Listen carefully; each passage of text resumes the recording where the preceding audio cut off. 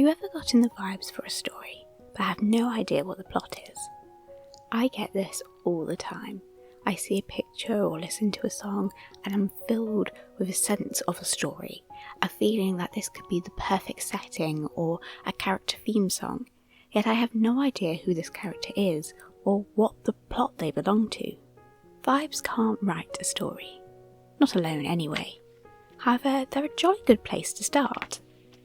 Hello everyone, it's been a long time since I released a Writer Rambles video, hasn't it? I'm frequently surprised how often some of my past Writer Rambles videos feature in the top content of my YouTube dashboard, so I thought it only right to bring it back. For those of you who are new here, let me introduce myself. My name is K.T.KAYE and I am a published author with 2 novels released and many more on the way. However, I have never studied writing, which is a bit of a funny thing to say given that I am a published author. However, it's true. I never studied writing, nor was it ever my dream to become an author. Writing was a hobby that I enjoyed alone. I never thought that it would become my job. It was simply a hobby I took up one day as I had too many daydreams to contain in my head. Because of this, I have often felt lacking. Unlike other authors who have studied the craft of writing, I found myself within this career, a community which I knew very little about. However, as my career has progressed, I have learned and have studied and have cultivated my skills as a writer.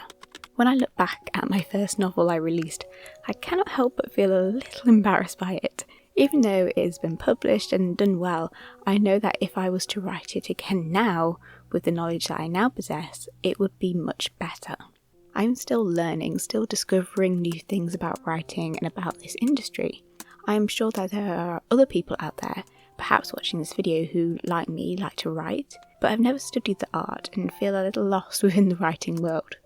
So I've decided to restart this series on my channel, where we uncover and learn about different aspects of writing together, and I share with you my writer's rambles. Today is all about the vibes. More specifically, we're going to talk about turning a vibe into a workable idea for a novel. Vibes is, for anyone who doesn't know, a kind of slang term that refers to the feeling or atmosphere that you get from or for something. In this case, a story.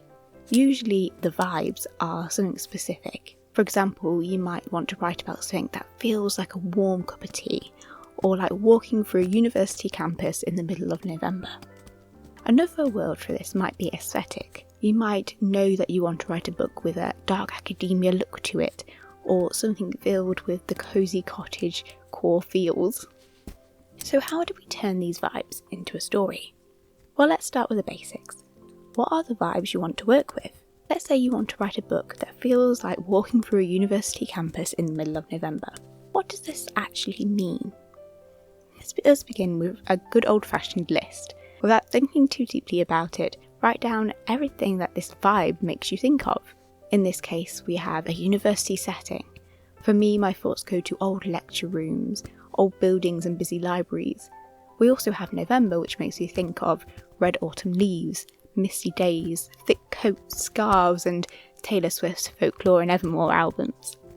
Think about what you want your readers to feel and associate with your story, even if the only reader this story ever has is you. What do you want to imagine and picture for this setting? Choose a mixture of broad and specific things. No pressure, no need to overthink. Nothing is set in stone until your novel is printed and published. You can change your ideas as much as you want. Once you have this list, I'd try and create a mood board for this feeling.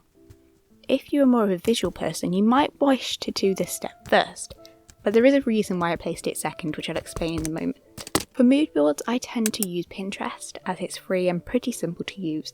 However, there are other apps that you might prefer to use, or you could always do this by hand, printing off pictures and putting them into a notebook.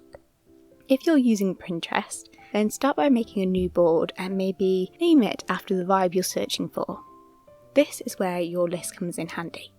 Pinterest is a great app for finding images, but if you don't know what you're looking for, then it can be a bit difficult. With the list, we can try different searches and collect images to add to the vibes that we started with. I'd try working with smaller terms like November university, November aesthetic, studying aesthetic, or perhaps dark academia, if that's where my list led me to, or like academia if I was looking for a cosy setting. Whenever you come across a picture that suits your vibe, add them to the board. By the end, you'll end up with a mood board full of images that represent the story you're beginning to craft. They say a picture is worth 1,000 words, and you've just created a whole mood board full of them. These pictures say something about your story. You may not have thought too deeply about why you were pinning them to your board, but you chose them for a reason. Sure, it might just be because they look nice, but that doesn't mean they can't look nice and help you develop an idea at the same time. From here, take each image and study them. Start asking the question, what's going on in this image and how does it relate to my story? This might feel like a difficult question, but remember there's no right or wrong answers. We're simply beginning to develop our vibe into a bit more of a workable idea. For example, for this idea of a university campus in autumn, perhaps during your mood boarding session, you found lots of images of old universities with Gothic architecture, or perhaps you keep seeing the same certain kind of outfit that's being worn. Perhaps this means you want to write a story about a female character who wears this outfit and attends an old-fashioned university. There may not be just one answer for this question, and that's great. Come up with as many as you can. Your answers might contradict each other, or you might find that they follow a similar theme. Explore all these possibilities. One idea might keep coming back to you, and this might help you start to narrow down to your genre or your characters or so on. This may not seem like much, but what this process has done is has got you thinking more deeply about what these vibes mean to you and your story, and has hopefully upgraded your vibes into a list of possible ideas. From here, I would take these ideas and develop a mind map, where I would start looking more specifically at plot points, character setting, the how, the where, the why, and so on. I actually have another video in which I discuss turning an idea into a workable plot, which I shall link below. Now, this is simply what works for me, how I begin my writing process, but it might not work for everybody, and that's okay. We all work and write differently, and sometimes we need to uncover what doesn't work in order to find out what does. How do you develop your vibes into ideas? If you have any other methods that have helped you in the past, please comment them below. I look forward to learning something new, and perhaps you'll be able to help out a fellow writer. Until next time, my lovely bookish friends.